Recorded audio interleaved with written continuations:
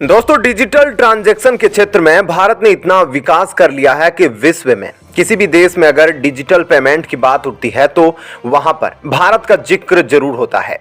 क्योंकि भारत विश्व के उन चुनिंदा देशों में से एक है जिसने डिजिटल पेमेंट को जनता के हाथों में दूसरे देशों के मुकाबले काफी जल्दी और बड़े पैमाने पर पहुंचा दिया।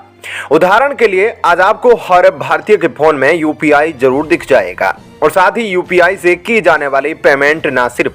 बड़ी बिजनेस पेमेंट के लिए इस्तेमाल हो रही है, बल्कि छोटी सी टॉफी खरीदने के लिए भी यूपीआई का इस्तेमाल किया जा सकता है, जिसने 140 करोड़ लोगों के देश में कोने कोने और हर गली मोहल्ले तक यूपीआई को बढ़ा दिया है, जिसकी वजह से आज भारत विश्व में डिजिटल सिस्टम के क्षेत्र में सबसे एडवांस और शक्तिशाली देश है। और इस कड़ी में अब भारत में एक नई उपलब्धि हासिल कर ली गई है। ऐसे में क्या है पूरी खबर, अब आपको थोड़ा सा डिटेल में बताते हैं। दरअसल दोस्तों, ये बात पूरी तरह से कंफर्म हो चुकी है कि आप यूपीआई के जरिए विश्व के दूसरे देशों में भी बड़ी ही आसानी से पेमेंट कर सकेंगे। और यह सुविधा सबसे पहले फोन पे ऐप ने जारी की, जिसके नए अपडेट के बाद आप सिंगापुर, भूटान, नेपाल और यूएई जैसे देशों में यूपीआई से पेमेंट कर सकेंगे, जो ना सिर्फ भारतीय टूरिस्टों का इन देशों में आना आसान कर देगा, बल्कि भारतीय बिजनेसमैन और मर्चेंट्स को भी काफी ज्यादा फायदा होगा। यूपीआई के जरिए इंटरनेशनल लेवल पर पेमेंट करने की सुविधा अवेलेबल कराने वाला फोन पे पहला ऐप बन चुका है। और इस नए अपडेट के बाद अब बड़ी ही आसानी से हम अपने यूपीआई डिजिटल पेमेंट इकोसिस्टम का विस्तार अलग अलग महाद्वीपों में कर सकेंगे, जो भारत का प्रभाव और सॉफ्ट पावर कई गुना ज्यादा बढ़ा देगा। इतना ही नहीं, डिजिटल पेमेंट और ट्रांजैक्शन के क्षेत्र में भारत जितनी तेजी से प्रगति कर रहा है, यह देखकर अमेरिकी डेबिट और क्रेडिट कार्ड कंपनियों के पसीने छूट गए हैं, क्योंकि जो सुविधा उपलब्ध कराने के लिए यह कंपनियां अच्छा खासा चार्ज करती है, बिल्कुल वही सुविधा यूपीआई भारतीय लोगों को मुफ्त में उपलब्ध करवाएगा। यानी कि कोई भी भारतीय किसी विदेशी डेबिट या क्रेडिट कार्ड कंपनी का इस्तेमाल क्यों करेगा, जब वे ये सारी सुविधाएं मुफ्त में यूपीआई के जरिए इस्तेमाल कर सकता है, जिसने इन विदेशी कंपनियों को सोच में डाल दिया है। लेकिन भारत के लिए सबसे अच्छी बात तो यह है कि जिस तरह से यूपीआई ने देश के अंदर सफलता हासिल की है, यह देखकर दुनिया भर के ज्यादातर देश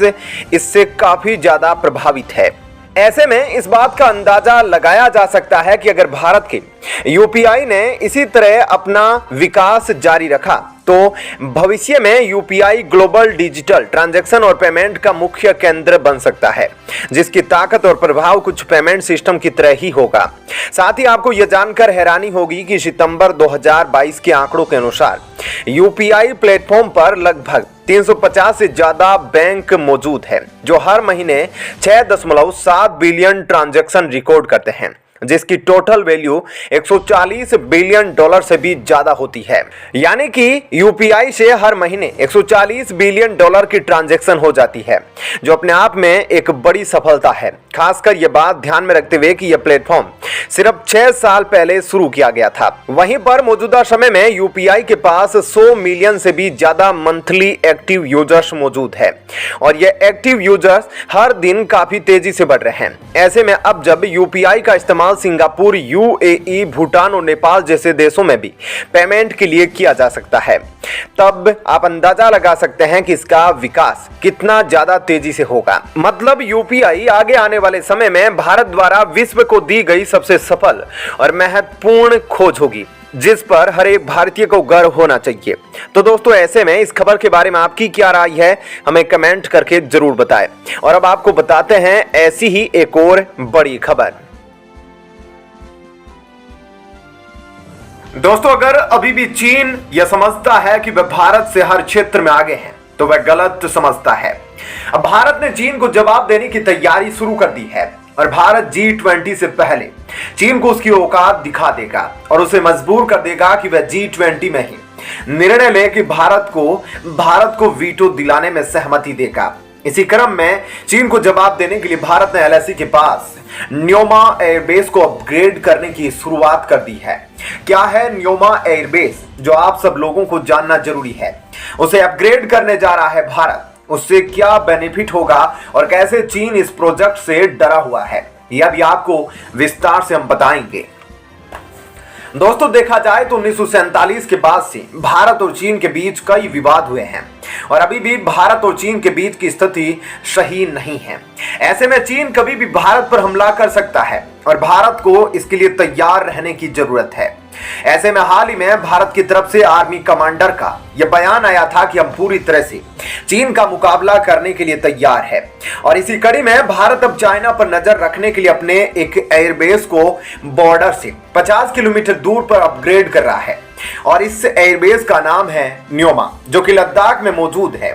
असल में यह जो न्योमा नाम की जगह है, यह पहले यहां पर भारत के हेलीकॉप्टरों का लैंडिंग हुआ करता था, लेकिन अब इसे बड़ा एयरबेस बनाकर जो भारत के फाइटर जेट्स है, चाहे फिर वे राफेल हो या फिर तेजस जैसे लड़ाकू विमान या सुखोई जैसे लड़ाकू विमान, उन्हें यहां लैंड करवाया जा सकेगा और न्योमा का अपग्रेड होना काफी मायने रखता है। ऐसे में आप सोच रहे होंगे कि भारत ने अब तक ऐसा क्यों नहीं किया, तो आपको बता दें कि इसके पीछे कई तकनीकी कारण थे, क्योंकि यह जिस क्षेत्र में मौजूद है वहां पहाड़ी क्षेत्र है और काफी ऊंचाई पर स्थित है और यह इंडिया का one of the highest field होगा। इसके साथ साथ यहां पर पर्यावरण से जुड़ा भी काफी ज्यादा इशू था,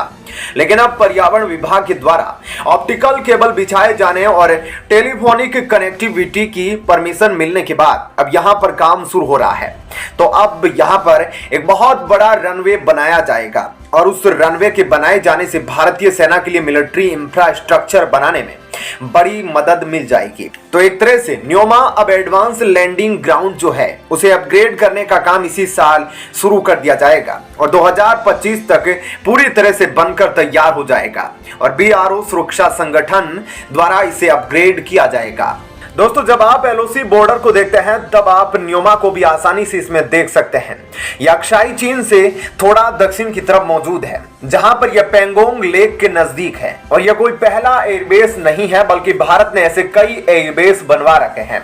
और अब भारत सरकार इस नए एयरबेस को बनाने के लिए तेजी से काम शुरू कर चुकी है और इस पर 230 करोड़ रुपए का खर्चा कर रही है। वहीं अगर हम चाइना की बात करें तो चाइना ने भी अपने जीवन में काफी बड़ी मात्रा में एयरबेस तैयार कर रखे हैं। जब से चाइना और भारत के बीच के रिश्ते खराब होने लगे हैं, तब से चाइना ने भारत के उत्तर की तरफ लगभग 16 नए एयरबेस तैयार किए हैं। ऐसे में इन 16 एयरबेस के कंपैरिजन में अब भारत भी अपनी तैयारियों में लगा है। तो ऐसे में आप समझ सकते हैं कि चीन ने अपनी तरफ से काफी तैयारी कर रखी है और ऐसे में चीन को काउंटर करने के लिए भारत को भी अपने एयरबेस पूरी तरह से तैयार रखने होंगे। फिलहाल जिस जगह पर Chinook heavy lift helicopter Mi-17 जैसे हेलीकॉप्टर उतरते हैं, वहां पर अपग्रेड होने के बाद तेजस, मिराज, राफेल और सुखोई जैसे फाइटर जेट्स उतर पाएंगे और यही सबसे बड़ा फायदा होगा न्योमा एयरबेस अपग्रेड होने का। तो दोस्तों ऐसे में इस खबर के बारे में आपकी क्या राय है, हमें कमेंट करके जरूर बताएं।